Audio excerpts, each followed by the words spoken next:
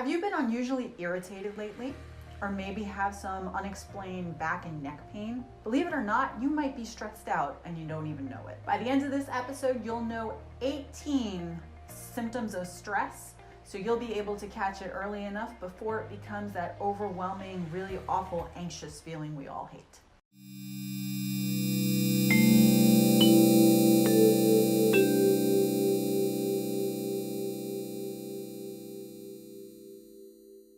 My name's Corrie Lo, and I'm a life and business coach that teaches people how to release negative emotions like fear in order to unleash personal growth. I get asked by my clients on a regular basis what some surefire signs to stress are, so today I'm going to go over them with you today. If you're interested in self-help and motivational content surrounding how to deal with and process emotions, if so, you're in the right place. Be sure to hit subscribe in order to get updates on new episodes when they become available.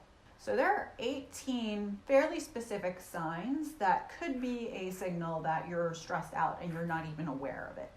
So right now we're going to take a few minutes and we're going to go through each and every one of them. Number 1, frequent headaches. By frequent, I mean you're getting them several times a week, pretty much every single week. And if they're unexplained, there's a very, very good likelihood that they're a result of you being stressed out. The stress can raise your blood pressure, and as a result, that can cause frequent headaches. Number 2, sleep disturbances. So if you all of a sudden notice you're waking up in the middle of the night, or perhaps you're having difficulty falling asleep, maybe on the other hand, you're waking up much, much earlier than you usually do and you can't fall back asleep, these would all be considered sleep disturbances, and they can be tied to stress. Number 3, unexplained back and neck pain. I know for myself, in particular, I will get this nagging kind of pain in the back of my neck in between my shoulders. Some other people might end up getting lower back pain. But if it's something that you didn't do something physically to exert yourself in order to create that pain, there is a chance that it could be a result of stress. And this is because when you're stressed out, you have a tendency to kind of tense up your muscles. And this happens a lot, especially like I'm tensing up right now, in your back and your shoulders. So that tends to be a place that we hold a lot of our excess energy in and we don't release it. So as a result, you could have unexplained back and neck pain. If you're noticing this happens to you, it could be a sign that you're stressed out. Number 4, feeling lightheaded, faint, or dizzy. If you notice this is going on for an extended period of time and there isn't anything in particular that could be triggering it. So for example, you're eating well, you're getting enough sleep, you're doing what you should be doing to take care of your health, it is possible that it's a sign of stress. Number 5, sweaty palms and feet. We're all familiar with having sweaty palms when we are nervous about something. Being nervous is also a sign of being stressed out. So it would make sense that if you're stressed, you might have sweaty hands, unfortunately. Number 6, you're having difficulty swallowing. I'm not exactly sure why this might happen, but it's a sign. Number 7 is a fairly big one. You're frequently ill. So if you're one of those people that you are constantly sick, you have runny noses, cough, feeling under the weather, you need to sleep a lot, you're just generally feeling run down, that's definitely could be a sign that your body is going under undue stress that it doesn't need to be experiencing. So if you find yourself frequently getting ill, take a look at your lifestyle and see if there's something you could do to kind of start releasing some of that stress. Number 8, irritability. If you are out of nowhere a crankopotamus and snapping at everybody left and right with no real rhyme or reason to it, more than likely, there's something going on deep down in your lifestyle that is stressing you out and you're starting to take it out on other people. Number 9, and this is one that a lot of people don't usually attribute to stress, but it's actually a big one.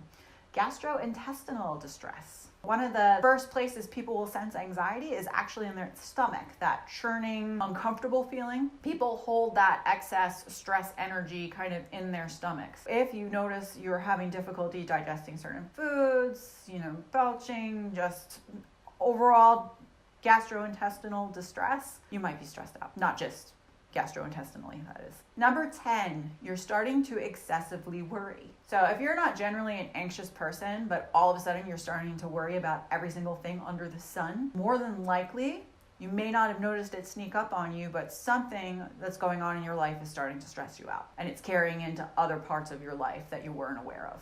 Are you a chronic worrier? If so, type yes in the comments below and see you are not alone. Everybody worries. Number 11, you start experiencing rapid heart rates. Anytime the stress, when our adrenaline is pumping, that's going to get our blood going and it's going to make your heart race. So if you're all of a sudden starting to feel heart palpitations and it's not a result of having some sort of caffeine or other things that are known to raise heart rates, for example, going out for a run, there's a very good chance you might be starting to get stressed out. Number 12 kind of ties in with number 3, which is the back and neck pain, and it's muscle tension. So if all of a sudden you're starting to feel that you're just tensed up all the time and you can't release it, you're holding on to excess stress. Number 13 should feel like a fairly obvious one. You're suddenly feeling overwhelmed. If every day you start your day off at work or you wake up in the morning and you're trying to think of exactly what it is you need to get done that day and you just have this feeling of dread and overwhelm, you are overwhelmed. And that's okay. You need to take a step back, kind of do a brain dump, which I will explain in another episode. Do a brain dump, get on paper what it is that's on your mind so that you can start to create an actionable plan to be able to take care of all the things that are stuck in your head and cycling around so that you have some control over your life, your situation, and what you want to accomplish. Number 14, you're having difficulty calming your mind. Now, if you, in general, don't have difficulty with runaway thoughts like most overly anxious people do, the fact that you're even starting to overthink things that you already may have a solution for or already feel in control of could be a sign that you're starting to feel slightly out of control and things may be starting to overwhelm you. So you could be stressed out. Number 15, having poor concentration. If you find out of nowhere you're multitasking everything and you generally procrastinating and you're just not focusing on the task at hand, you could be starting to get overwhelmed, and your brain's way of being able to compensate for the overload is by being able to scatter your attention everywhere, which isn't necessarily a good thing. So it could be a signal that you're starting to get stressed out. Number 16, you're starting to get forgetful. So I know this is a big one for me. I'm usually pretty much on top of my stuff on a regular basis. And if I find myself starting to forget easy things like certain groceries or different routines and things that I do on a regular basis, if I suddenly start forgetting that, I know that I'm starting to hit my limit, as far as my stress goes.